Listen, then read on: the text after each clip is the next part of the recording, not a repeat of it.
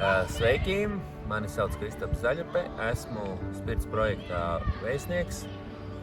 Un sakarā ar to, kad ir mums tādas attālinātās aktivitātes tagad, diezgan populāras, kas mums diemžēl pietrūka tālajā Covid laikā, kur bija ierobežot treniņi apstākļi, ierobežot ļoti sacensību apstākļi.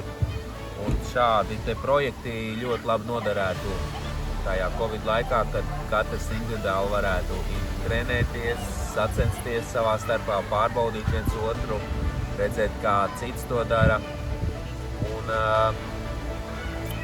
labi, ka vismaz tagad ir šādas aktivitātes uradušās, ko mēs cenšamies izmantot un motivēt, papildus motivāciju dot bērniem.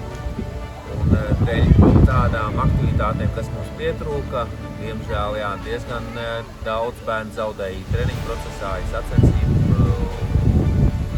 sacensību nozīmē. Cerams, ka kaut kāds dzīves prieks un sporta prieks atgriezīsies un varēsim vairāk un vairāk izmantot šādus projektus.